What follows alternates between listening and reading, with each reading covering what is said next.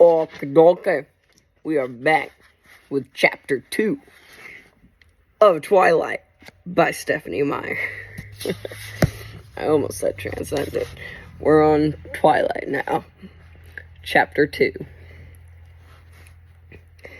The next day was better, and worse. It was better because it wasn't raining yet, though the clouds were dense and opaque. It was easier because I knew what to expect of my day.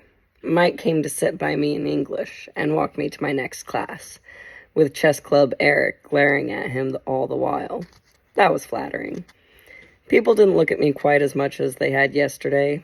I sat with a big group at lunch that included Mike, Eric, Jessica, and several other people whose names and faces I now remembered.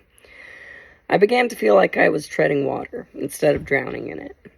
It was worse because I was tired. I still couldn't sleep with the wind echoing around the house. It was worse because Mr. Varner called on me and Trig when my hand wasn't raised, and I had the wrong answer. It was miserable because I had to play volleyball, and the one time I didn't cringe out of the way of the ball, I hit my teammate in the head with it. And it was worse because Edward Cullen wasn't in school at all. All morning I was dreading lunch, fearing his bizarre glares. Part of me wanted to confront him and demand to know what his problem was. While I was lying sleepless in my bed, I even imagined what I would say. But I knew myself too well to think I would really have the guts to do it. I made the cowardly lion look like the Terminator. But when I walked into the cafeteria with Jessica, trying to keep my eyes from sweeping the place for him, and failing entirely, I saw that his 4 siblings of sorts were sitting together at the same table, and he was not with them. Mike intercepted us and steered us to his table. Jessica seemed elated by the attention, and our friends quickly joined us. But as I tried to listen to their easy chatter, I was terribly uncomfortable, waiting nervously for the moment he would arrive. I hoped that he would simply ignore me when he came and prove my suspicion false. He didn't come, and as time passed, I grew more and more tense. I walked to biology with more confidence when, by the end of lunch, he still hadn't showed. Mike, who was taking on the qualities of a golden retriever, walked faithfully by my side to class. I held my breath at the door, but Edward Cullen wasn't there either. I exhaled and went to my seat. Mike followed, talking about an upcoming trip to the beach. He lingered by my desk till the bell rang. Then he smiled at me wistfully and went to sit by a girl with braces and a bad perm. It looked like I was going to have to do something about Mike, and it wouldn't be easy. In a town like this, where everyone lived on top of everyone else, diplomacy was essential. I had never been enormously tactful. I had no practice dealing with overly friendly boys. I was relieved that I had the desk to myself, that Edward was absent. I told myself that repeatedly, but I couldn't get rid of the nagging suspicion that I was the reason he wasn't there. It was ridiculous and egotistical to think that I could affect anyone that strongly. It was impossible, and yet I couldn't stop worrying that it was true. When the school day was finally done and the blush was fading out of my cheeks from the volleyball incident, I changed quickly back into my jeans and navy blue sweater. I hurried from the girls' locker room, pleased to find that I had successfully evaded my retriever friend for the moment. I walked swiftly out to the parking lot. It was crowded now with fleeing students. I got in my truck and dug through my bag to make sure I had what I needed. Last night I discovered that Charlie couldn't cook much besides fried eggs and bacon, so I requested that I be assigned kitchen detail for the duration of my stay. He was willing enough to hand over the keys to the banquet hall. I also found out that he had no food in the house, so I had my shopping list and the cash from the jar in the cupboard labeled food money, and I was on my way to Thriftway. I gunned my deafening engine to life, ignoring the heads that turned in my direction, and backed carefully into a place in the line of cars that were waiting to exit the parking lot. As I waited, trying to pretend that the ear-splitting rumble was coming from someone else's car, I saw the 2 Cullens and the Hale twins getting into their car. It was the shiny new Volvo, of course. I hadn't noticed their clothes before. I'd been too mesmerized by their faces. Now that I looked, it was obvious that they were all dressed exceptionally well. simply, but in clothes that subtly hinted at designer origins. With their remarkable good looks, the style with which they carried themselves, they could have worn dish rags and pulled it off. It seemed excessive for them to have both looks and money, but as far as I could tell, life worked that way most of the time. It didn't look as if it bought them any acceptance here. No, I didn't fully believe that. The isolation must be their desire. I couldn't imagine any door that wouldn't be opened by that degree of beauty. They looked at my noisy truck as I passed them, just like everyone else. I kept my eyes straight forward and was relieved when I finally was free of the school grounds. The thriftway was not far from the school, just a few streets south off the highway. It was nice to be inside the supermarket. It felt normal. I did the shopping at home, and I fell into the pattern of the familiar task gladly. The store was big enough inside that I couldn't hear the tapping of the rain on the roof to remind me where I was. When I got home, I unloaded all the groceries, stuffing them in wherever I could find an open space. I hoped Charlie wouldn't mind. I wrapped potatoes in foil and stuck them in the oven to bake, covered a steak in marinade, and balanced it on top of a carton of eggs in the fridge. When I was finished with that, I took my book bag upstairs. Before starting my homework, I changed into a pair of dry sweats, pulled my damp hair into a ponytail, and checked my email for the first time. I had 3 messages.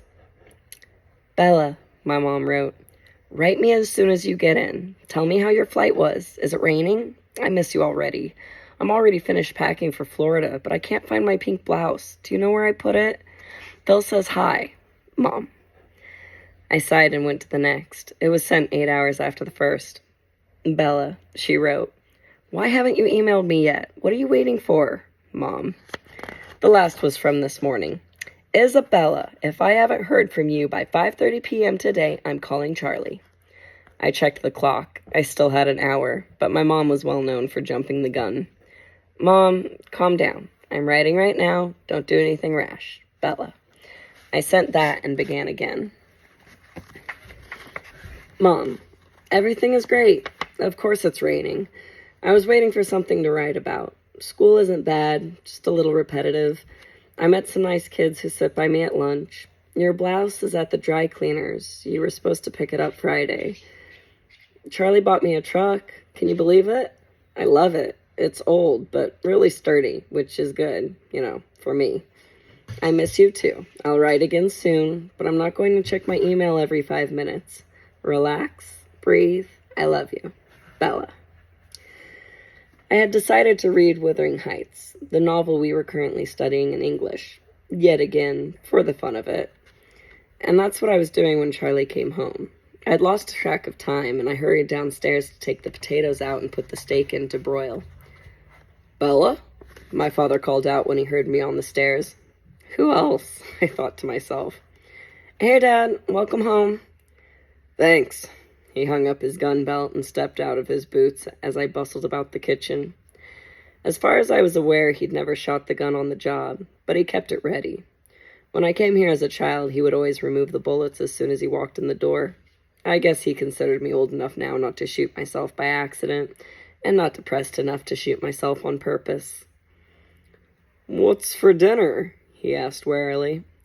My mother was an imaginative cook, and her experiments weren't always edible. I was surprised and sad that he seemed to remember that far back. "Steak and potatoes," I answered, and he looked relieved. He seemed to feel awkward standing in the kitchen doing nothing. He lumbered into the living room to watch TV while I worked. We were both more comfortable that way. I made a salad while the steaks cooked and set the table. I called him in when dinner was ready, and he sniffed appreciatively as he walked into the room. "Smells good, Belle." "Thanks." We sat in silence for a few minutes. It wasn't uncomfortable. Neither of us was bothered by the quiet. In some ways, we were well suited for living together. "So, how did you like school? Have you made any friends?" he asked as he was taking seconds.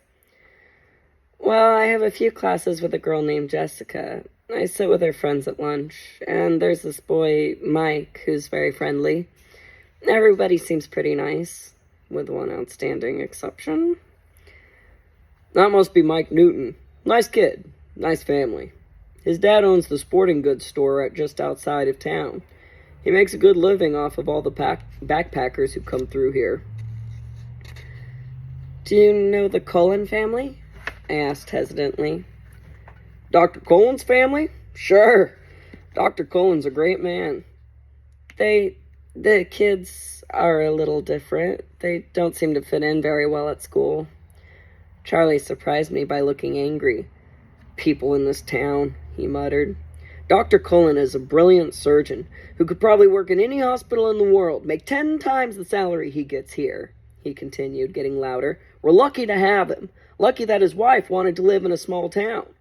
He's an asset to the community, and all of those kids are well-behaved and polite. I had my doubts when they first moved in with all those adopted teenagers. I thought we might have some problems with them.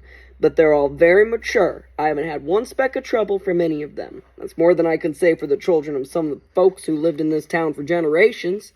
And they stick together the way a family should. Camping trips every other weekend.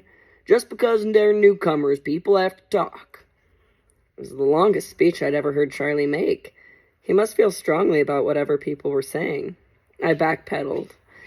They seem nice enough to me. I just noticed they kept to themselves.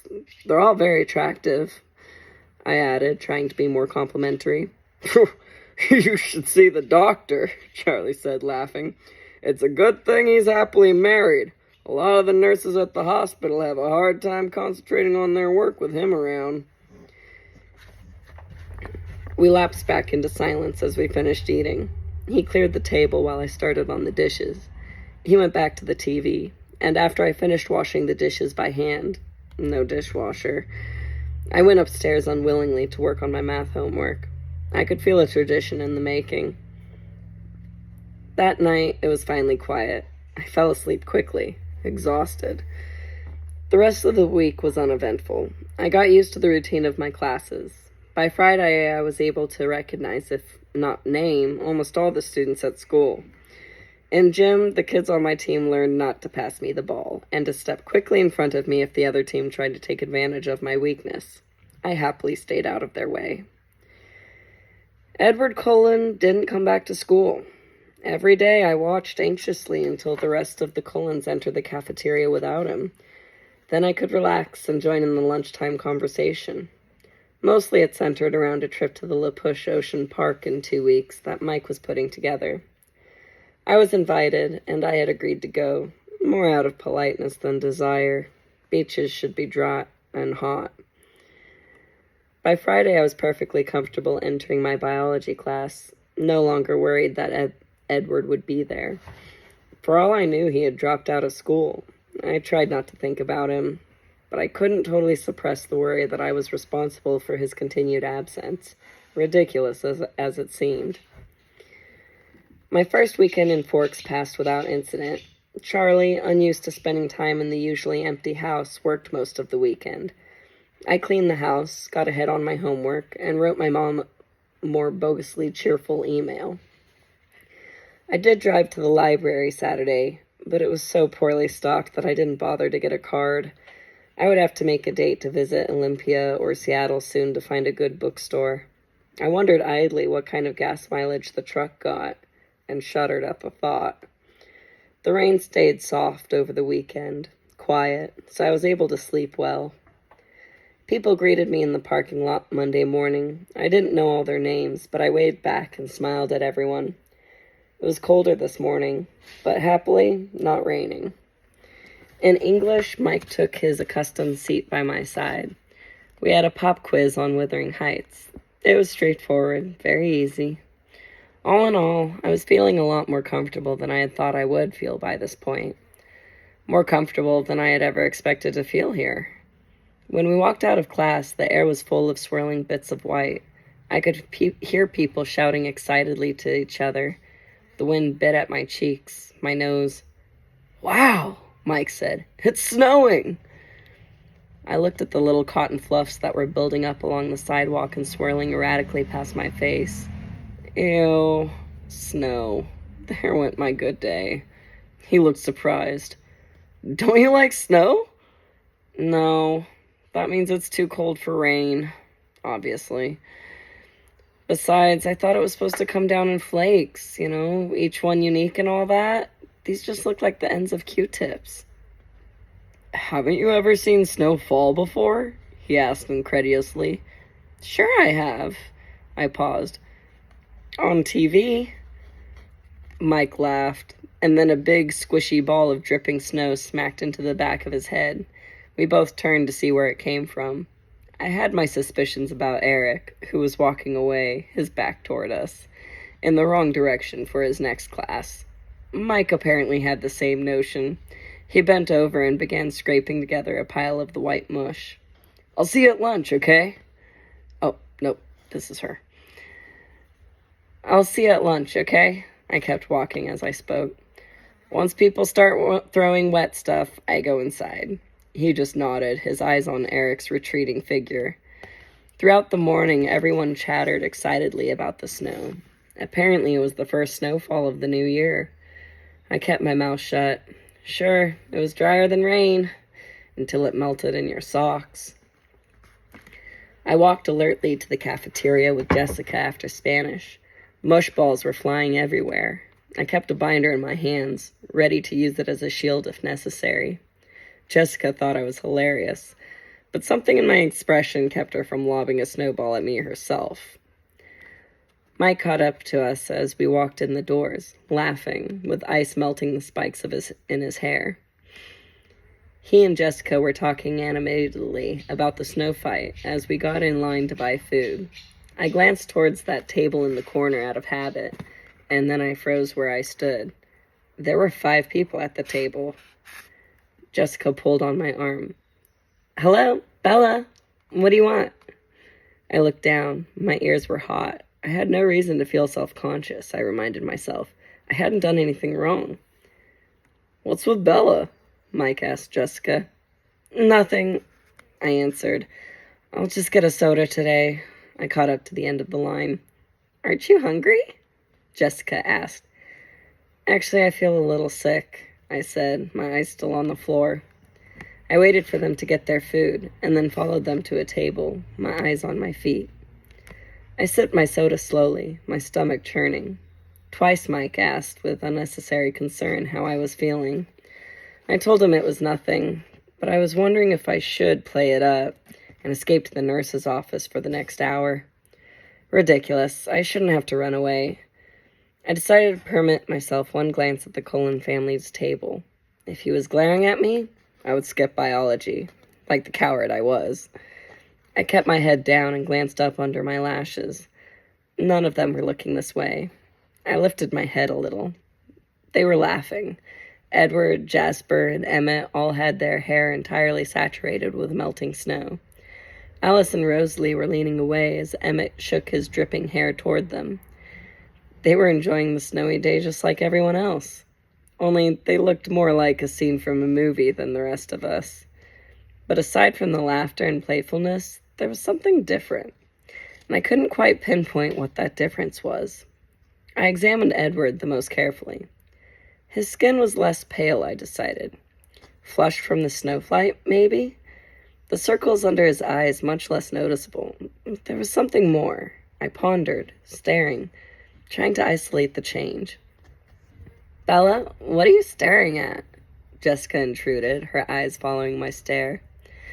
At that precise moment, his eyes flashed over to meet mine. I dropped my head, letting my hair fall to conceal my face. I was sure, though, in the instant our eyes met, that he didn't look harsh or unfriendly as he had the last time I'd seen him. He looked merely curious again, unsatisfied in some way. Edward Cullen is staring at you, Jessica giggled in my ear. He doesn't look angry, does he? I couldn't help asking. No, she said, sounding confused by my question. Should he be? I don't think he likes me, I confided. I still felt queasy. I put my head down on my arm. The Cullens don't like anybody. Well, they don't notice anybody enough to like them. But he's still staring at you. Stop looking at him, I hissed. She snickered but looked away.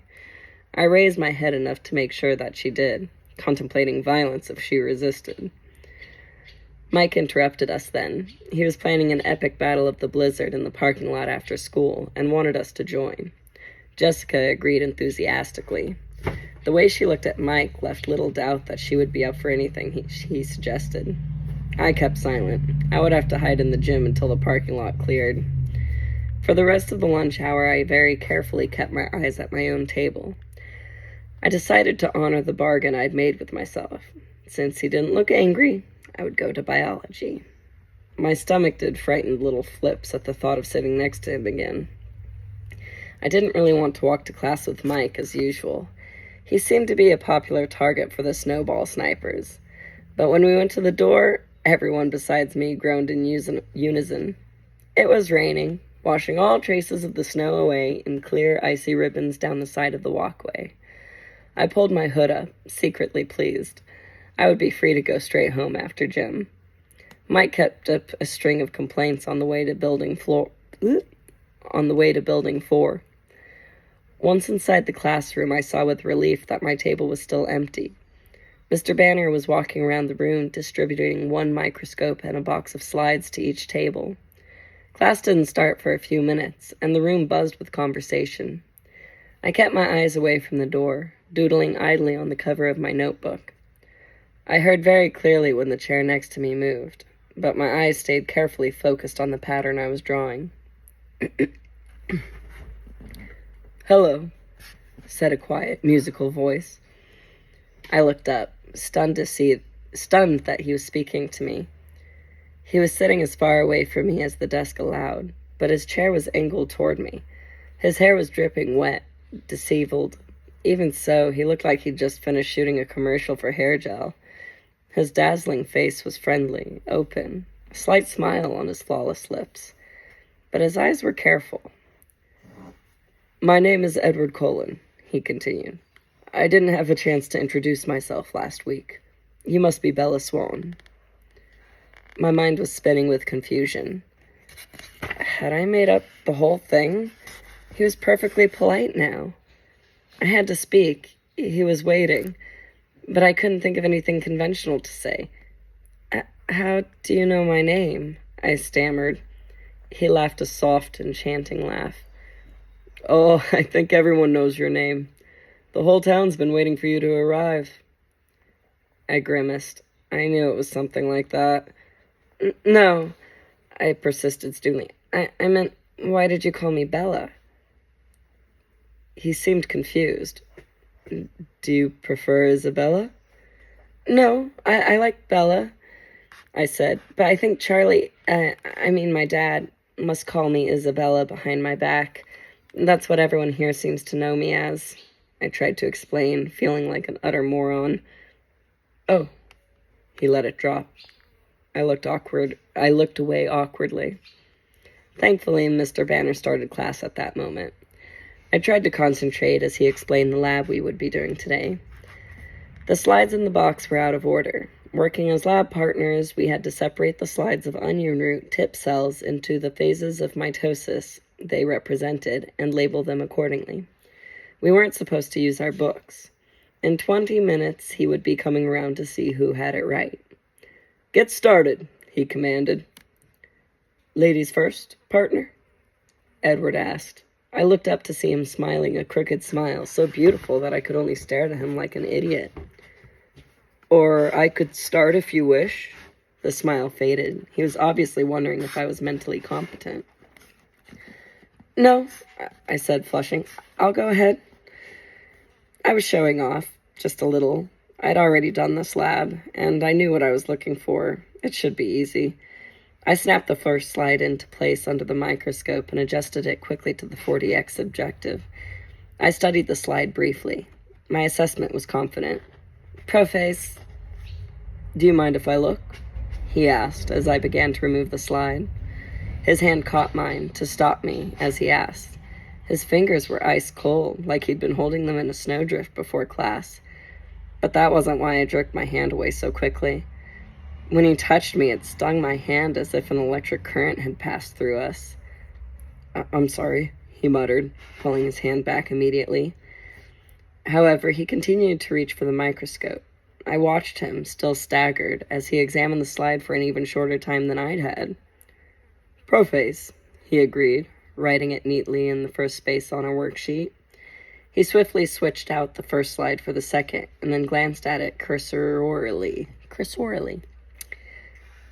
Anaphase, he murmured, writing it down as he spoke. I kept my voice indifferent. May I? He smirked and pushed the microscope to me. I looked through the eyepiece eagerly, only to be disappointed. Dang it, he was right. Slide 3. I held out my hand without looking at him. He handed it to me. It seemed like he was being careful not to touch my skin again. I took the most fleeting look I could manage. Interface. I passed him the microscope before he could ask for it. He took a swift peek and then wrote it down. I would have written it while he looked, but his clear, elegant script intimidated me. I didn't want to spoil the page with my clumsy scrawl. We were finished before anyone else was close.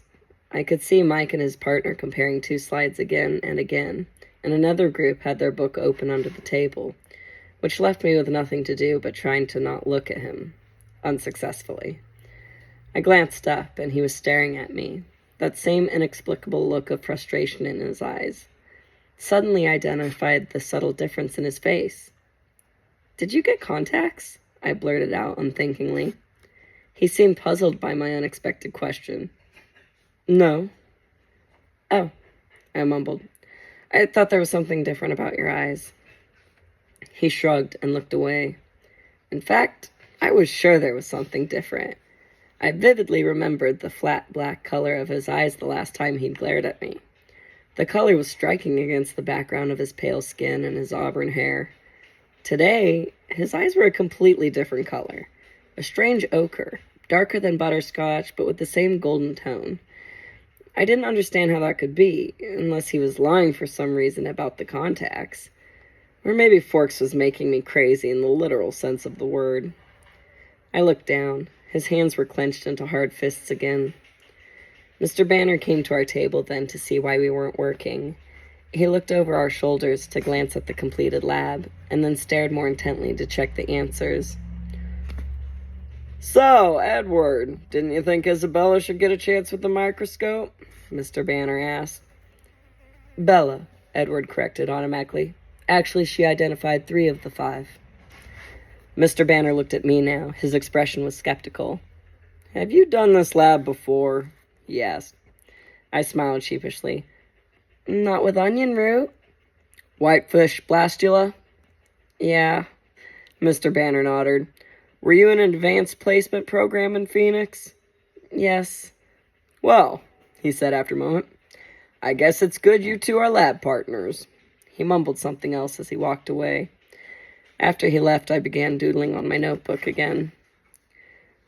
It's too bad about the snow, isn't it? Edward asked. I had the feeling that he was forcing himself to make small talk with me. Paranoia swept over me again. It was like he had heard my conversation with Jessica at lunch and was trying to prove me wrong. Not really, I answered honestly, instead of pretending to be normal like everyone else. I was still trying to dislodge the stupid feeling of suspicion, and I couldn't concentrate. You don't like the cold. It wasn't a question. Or the wet. Forks must be a difficult place for you to live, he mused. You have no idea, I muttered darkly. He looked fascinated by what I said. For some reason I couldn't imagine. His face was such a distraction that I tried not to look at it any more than courtesy absolutely demanded. Why did you come here, then? No one had asked me that. Not straight out like he did, demanding. It's complicated. I think I can keep up, he pressed. I paused for a long moment, and then made the mistake of meeting his gaze. His dark gold eyes confused me, and I answered without thinking. My mother got remarried, I said. That doesn't sound so complex, he disagreed, but he was suddenly sympathetic. When did that happen? Last September. My voice sounded sad, even to me. And you don't like him? Edward surmised, his tone still kind. No, Phil is fine. Too young, maybe, but nice enough. Why didn't you stay with them? I couldn't fathom his interest, but he continued to stare at me with penetrating eyes, as if my dull life story was somehow vitally important. Phil travels a lot. He plays ball for a living. I half smiled. Have I heard of him? He asked, smiling in response. Probably not. He doesn't play well. Strictly minor league. He moves around a lot. And your mother sent you here so that she could travel with him? He said it as an assumption again, not a question. My chin raised a fraction. No, she did not send me here. I sent myself. His eyebrows knit together. I don't understand, he admitted, and he seemed unnecessarily frustrated by that fact. I sighed. Why was I explaining this to him? He continued to stare at me with obvious curiosity. She stayed with me at first, but she missed him. It made her unhappy, so I decided it was time to spend some quality time with Charlie. My voice was glum by the time I finished. But now you're unhappy, he pointed out. And? I challenged. That doesn't seem fair. He shrugged, but his eyes were still intense. I laughed without humor.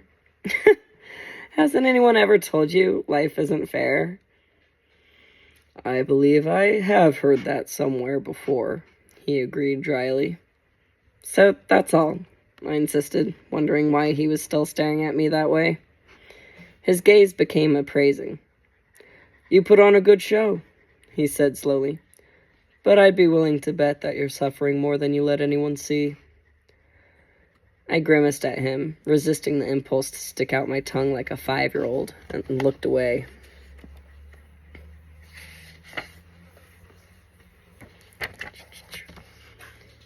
Am I wrong? I tried to ignore him. I didn't think so, he murmured smugly. Why does it matter to you? I asked, irritated. I kept my eyes away, watching the teacher make his rounds. That's a very good question, he muttered, so quietly that I wondered if he was talking to himself. However, after a few seconds of silence, I decided that was the only answer I was going to get. I sighed, scowling at the blackboard. Am I annoying you? He asked. He sounded amused. I glanced at him without thinking, and told the truth again. Not exactly. I'm more annoyed with myself. My face is so easy to read. My mother always calls me her open book. I frowned. On the contrary, I find you very difficult to read. Despite everything that I'd said and he'd guessed, he sounded like he meant it. You must be a very good reader, then, I replied. Usually, he smiled widely, flashing a set of perfect ultra-white teeth. Mr. Banner called the class to order then, and I turned with relief to listen. I was in disbelief that I'd just explained my dreary life to this bizarre, beautiful boy who may or may not despise me. He'd seemed engrossed in our conversation, but now I could see from the corner of my eye that he was leaning away from me again, his hands gripping the edge of the table with unmistakable tension. I tried to appear attentive as Mr. Banner illustrated, with transparencies on the overhead projector, what I had seen without difficulty through the microscope, but my thoughts were unmanageable. When the bell finally rang, Edward rushed as swiftly and as gracefully from the room as he had last Monday. And like last Monday, I stared after him in amazement. Mike skipped quickly to my side and picked up my books for me. I imagined him with a wagging tail. That was awful, he groaned. They all looked exactly the same. You're lucky you had Cullen for a partner. I didn't have any trouble with it, I said, stung by his assumption. I regretted the snub instantly. I've done the lab before, though, I added before he could get his feelings hurt. Cullen seemed friendly enough today, he commented as we shrugged into our raincoats. He didn't seem pleased about it. I tried to sound indifferent. I wonder what was with him last Monday. I couldn't concentrate on Mike's chatter as we walked to gym and PE. And PE didn't do much to hold my attention either. Mike was on my team today. He chivalrously